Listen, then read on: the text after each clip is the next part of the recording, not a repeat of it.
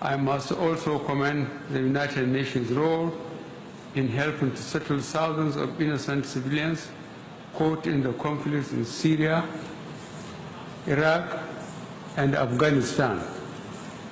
In particular, we must collectively thank the government of the Federal Republic of Germany under the commendable leadership of Chancellor Angela Merkel and the governments of Italy, Greece, and Turkey for assisting hundreds of thousands of refugees.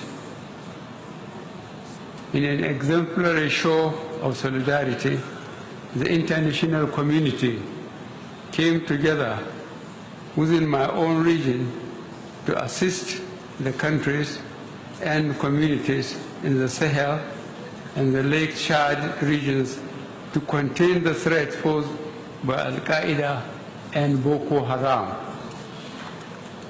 We thank the Security Council for visiting the countries of Lake Chad Basin to assess the security situation and humanitarian needs, and for pledging assistance to rebuild lives and livelihoods.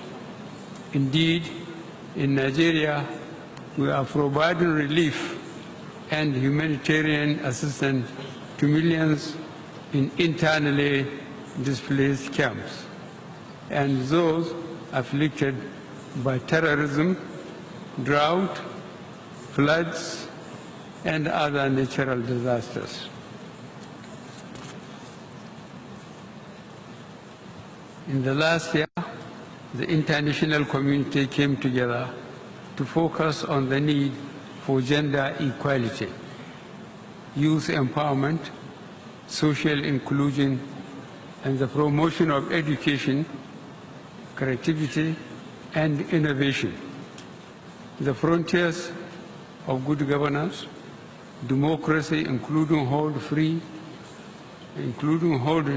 free and fair elections, and the enthronement of the rule of law are expanding everywhere, especially in Africa.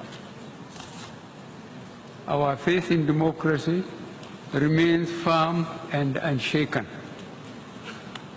Our regional organization, ECOWAS, came together to uphold democratic principles in the Gambia as we had done previously in Côte d'Ivoire.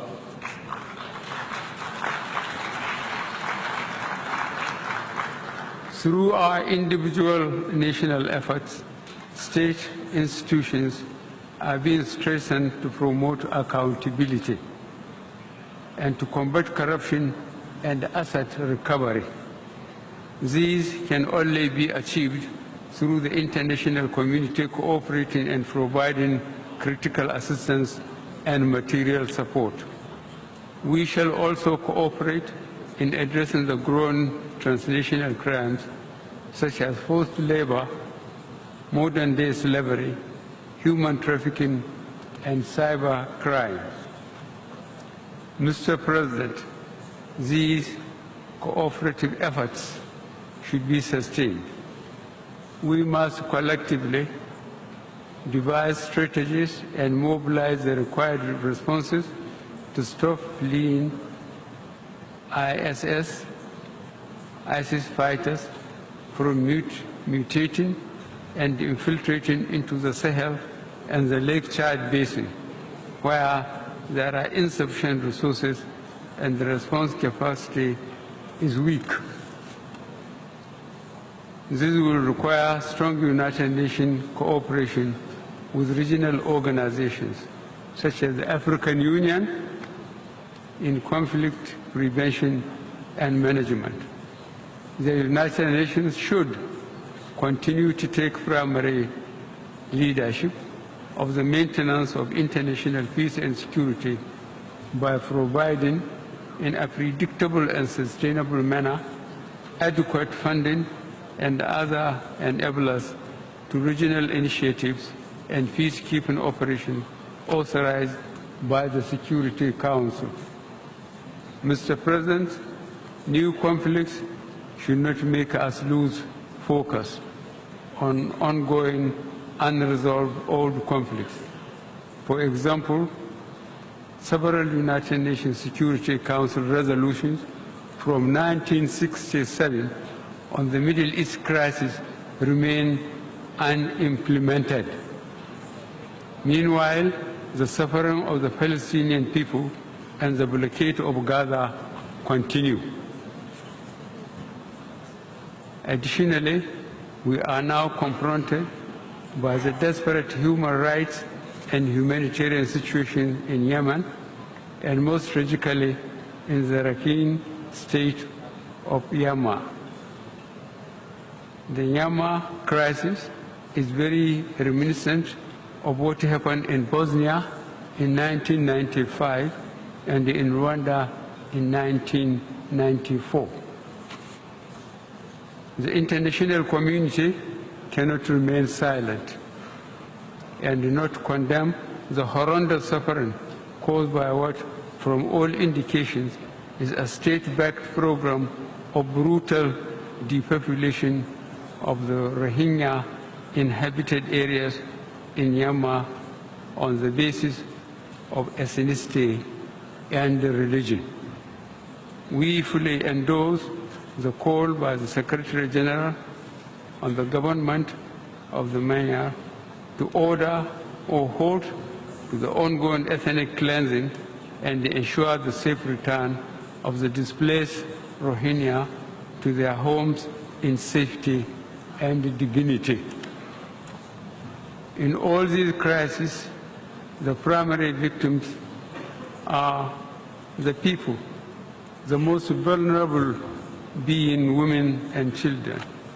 That is why the theme of this session, focusing on people striving for peace and decent life for all on a sustainable planet, is most opposite. While the international community grapples to resolve these conflicts, we must be mindful and focus on the widening inequalities within societies and the gap between the rich and the poor nations. These inequalities and gaps are part of the underlying roots of competition for resources, frustration and anger leading to spiraling instability.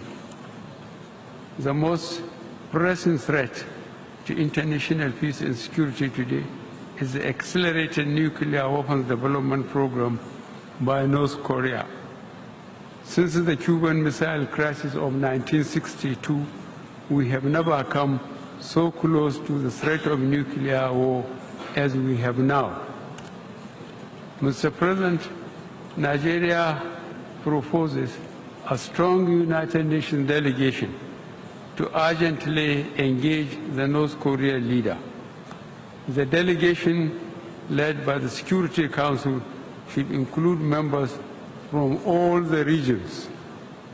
The crisis in the Korean Peninsula underscores the urgency for all member states, guided by the spirit of enthroning a safer and more peaceful world, to ratify without delay the treaty prohibiting nuclear weapons, which will be open for signature here tomorrow.